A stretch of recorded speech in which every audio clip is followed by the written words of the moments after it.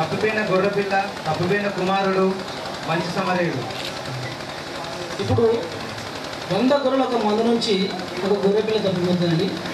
ఆ గొర్రెపిల్ల తప్పిపోతే ఆ గొర్రెపిల్ల యొక్క దాని స్థితి తెలుసుకోవడానికి, దాని యొక్క పరిస్థితి తెలుసుకోవడానికి మాకు రిపోర్టర్ సమాధానం ఇవ్వడానికి తయారుగా ఉన్నాడు.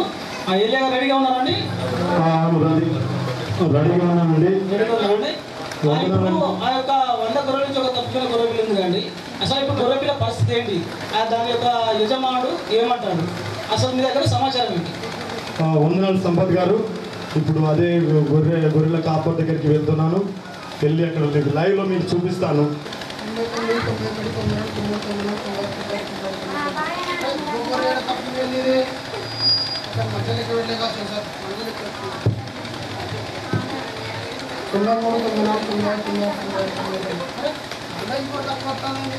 ఎక్కడ పోయింది గొర్రె? అయినా కూడా తక్కువ వస్తుంది గొర్రె. ఎక్కడ తప్పిపోయింది అసలు? ఇంతకు ఏ గొర్రె తప్పిపోయింది? ఇలా ఇది ఒక్కటి ఉన్నది, బద్మాష్ గొర్రె. అది రోజు నన్ను సాగు కొడుతుంది. ఇది ఎప్పుడు పోయినా నేను ఎక్కడ పోయినా నన్ను తీసుకొని పోతుంది. అది రోజు ఇక్కడ సతాయిస్తుంది. పోతే పోనీ గొర్రె. ఓ అయ్యా గొర్రె పోయింది. గొర్రె ఇన్ని గొర్రెలు గొర్రె పోతే అలా వెళ్ళిపోతున్నామండి. గొర్రె అవుతా నీకు అవసరం లేదా? పోనీ బాబు, అది రోజు నన్ను సతాయిస్తుంది. అది బద్మాష్ గొర్రె ఉన్నది. రోజు నన్ను పని చేయనిస్తలేదు, ఏం చేయనిస్తలేదు. ఎక్కడో చెట్లలో కట్టు పుట్టలలో కుడుతుంది. వీటన్నిటికన్నా బాగా నన్ను సతాయిస్తుంది. పోతే పోయి సరే, విన్నారా? గొర్రెల కాపరి గొర్రెని ఒక ఫ్యూచర్లో మనకు అలాగ వదిలిపెడితే మన పరిస్థితి ఏంటి?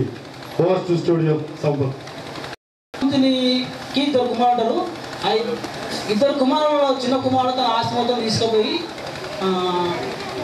ఖర్చు చేసుకొని ఇప్పుడు తన దగ్గరికి వచ్చిండు. ఆ ఏలియా గారు ఇప్పుడు ఆ తండ్రి కుమారుడిని క్షమించడానికి సిద్ధంగా ఉన్నాడా? అక్కడ పరిస్థితి అంటే మీరు ఒకసారి మాకు సమాచారం ఇవ్వాలి. వందనాలు సంపత్ గారు. ఇప్పుడు తప్పిపోయిన కుమారుని గురించి మనం లైవ్లో చూద్దాం. తప్పిపోయిన కుమారుడు అంటే మీకు చిన్న కథ చెప్పాలి. కథ ఏమిటంటే, ఆ యొక్క ధనికుడు, ఆయనకు 2 కుమారులు ఉంటారు. 2 కుమారుడు ఆస్తి, చిన్న కుమారుడు ఆస్తి పంచుకొని వెళ్ళిపోయి దుబారా ఖర్చులు చేసుకొని మళ్ళా తిరిగి తండ్రి దగ్గరికి రాబోతున్నాడు. మరి తండ్రి ఎలా రిసీవ్ చేసుకోడా, ఎలా దగ్గర తీసుకోడా ఇప్పుడు మనం లైవ్లో చూద్దాం.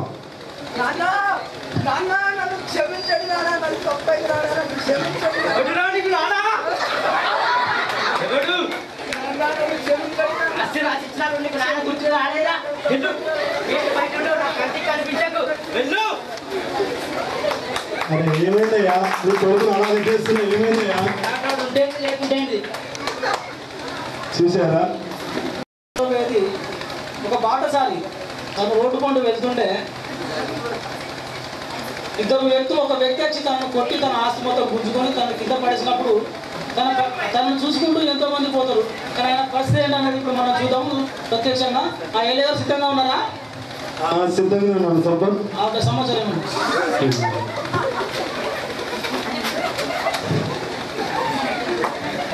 ఇక్కడ చూసినట్టయితే ఇప్పుడు మనం మంచి సమరయుల గురించి చూడబోతున్నాం. ఒక వ్యక్తి గాయాలతో పడి ఉన్నాడు. వ్యక్తిని ఎవరు, మంచి సమరయుడు ఎవరు చూస్తారో మనం చూద్దాం లైవ్లో. ఇప్పుడు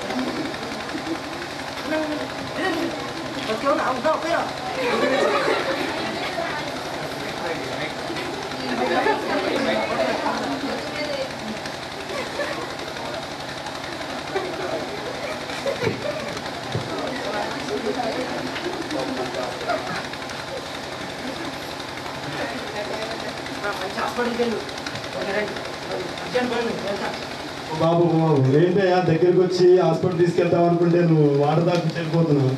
అర్జెంట్ పనులు అన్న, ఏదో అర్జెంట్ పనులు. చూసారా? ఈ యొక్క భూలోకంలో ఉన్నవారు ఇలాంటి వాళ్ళు.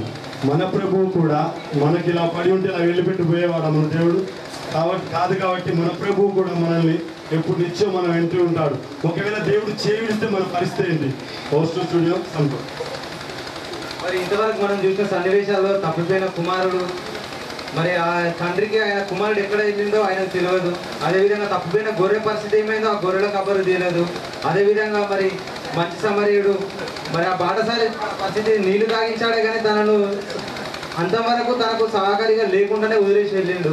మరి ఇంతవరకు సన్నివేశాలు ఎవరికి చివరి వరకు తోడుగా లేడు. మరి ఇదే మనకు నేడే మంచి దినము, ఇదే రక్షణ సమయం. అందరికీ వందనాలు. ప్రార్థన సమాప్తం.